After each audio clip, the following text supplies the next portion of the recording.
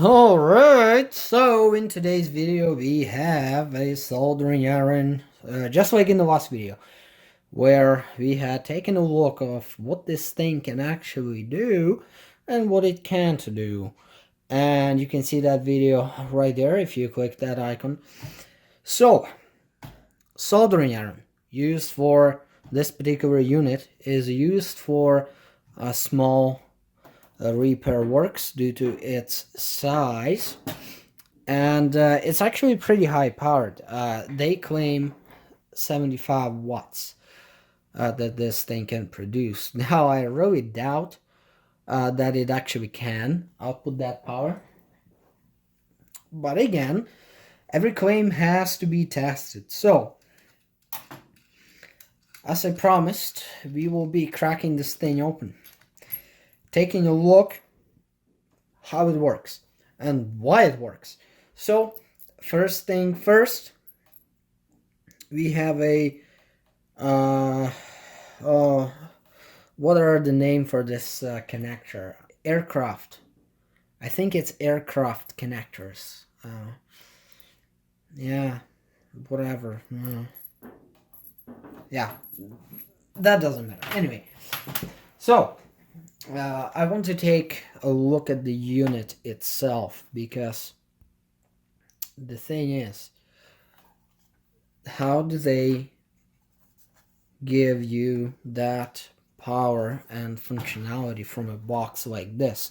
Now that should be a concern. Anything that is metal and it plugs into the wall should meet certain requirements. Now, because it does plug into the wall, we want to make sure it's safe. Okay, we want to make sure this thing is safe to use. So when you buy one, if you want, obviously, again, if you guys want one just like this one, hit me down below in the comment area. I'll send you the link. I just don't want to put the link up because I'm not getting paid for this, for what I'm doing, right, by the seller. So if it's good, I tell you it's good. If it's shitty, I tell you it's shitty. End of story.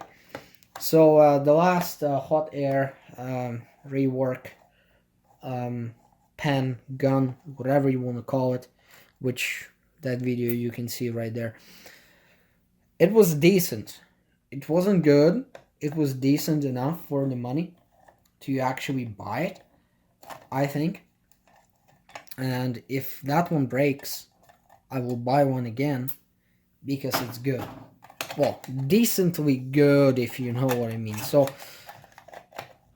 first glance, two-part enclosure, really cheap.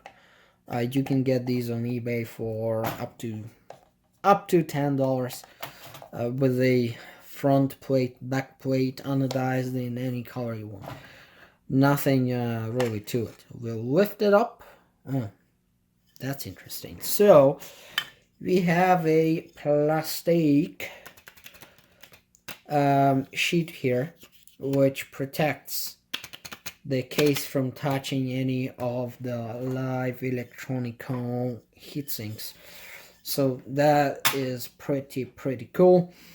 So what do we have here? Okay, so I will tell you right now that I paid for this thing 88 Canadian dollars of my own money, and I was looking for something that would have functionality and reliability.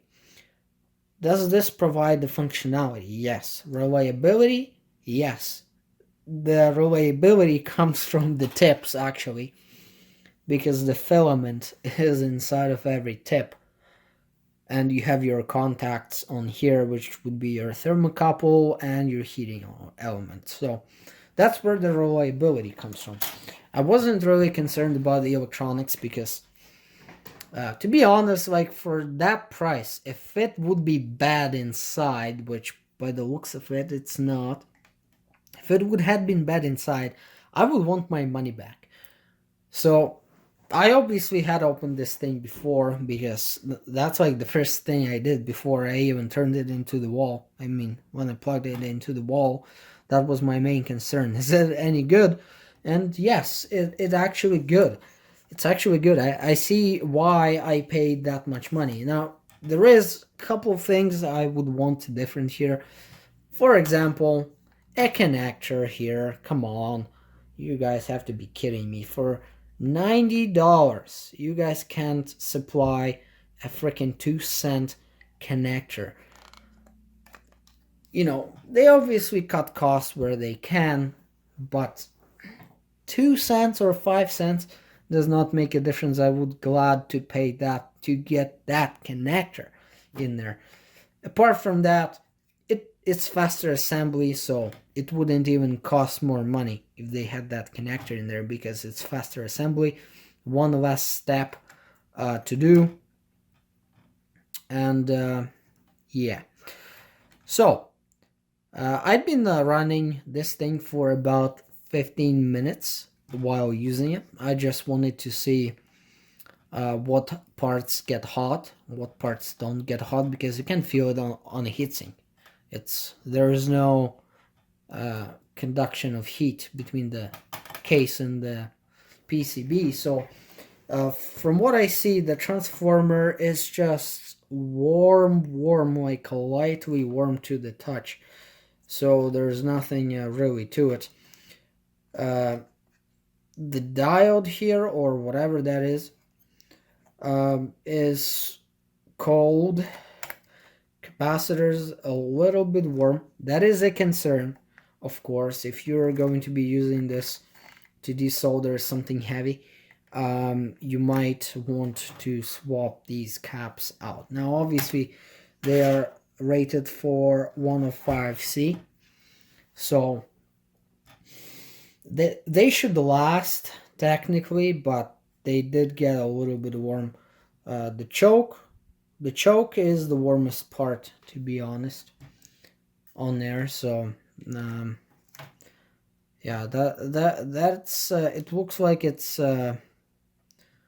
actually up to size, but it did get warm. So yeah, power supply is decent. I'm not going to take it out because there is hot snob everywhere. I don't want to reapply it, but the power supply looks to be decent. The front panel is it looks like it's a universal front panel.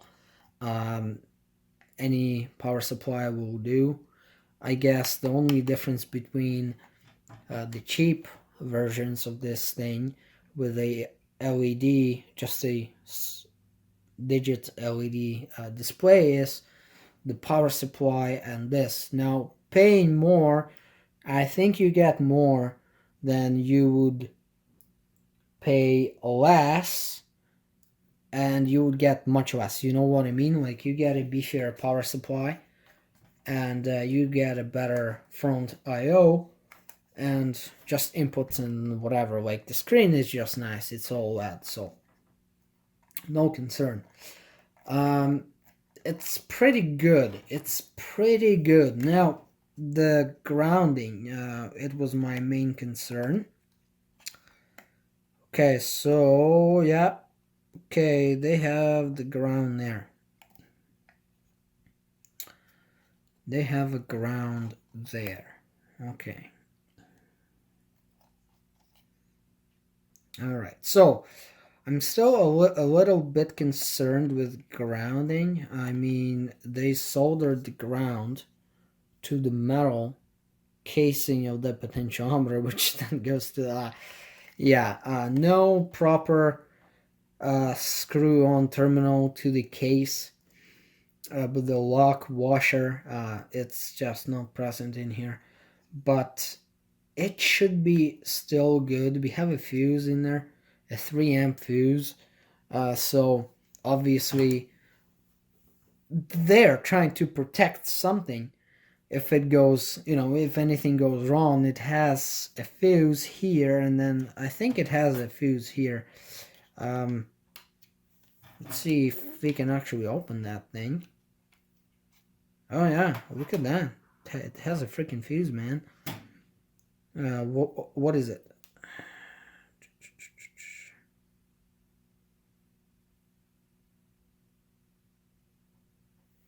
Freaking 10 amp? What? How does that supposed to work? Okay, that's a real mess up. Um, that's not supposed to be that way. You're not supposed to have a freaking 10 amp fuse and then you have a 3 amp fuse. It's not the way it should work. But we have it. We have it. Decent unit. Decent unit. Gets the job done. Good power supply. This is a power supply I would expect to see in a TV or whatever. Like, I mean, it's a good quality. Good quality parts. There is no good quality caps here.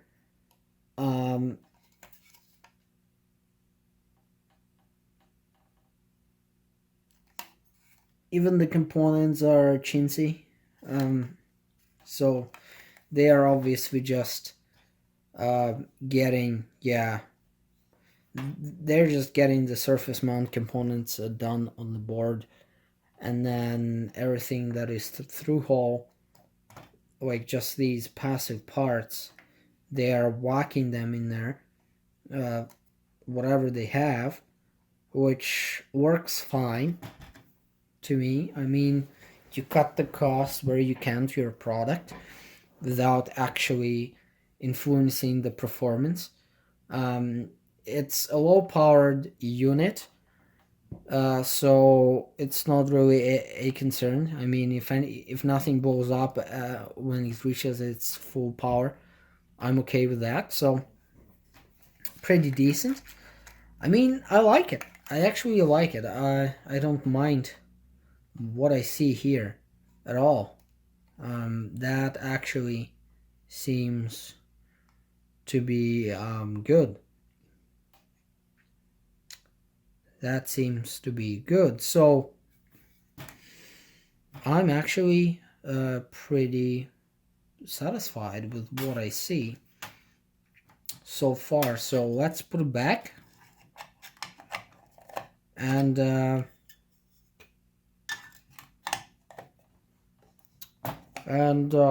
yeah, talk about it more. And yeah, this was a teardown of a teat valve electric iron STM32. Decent unit.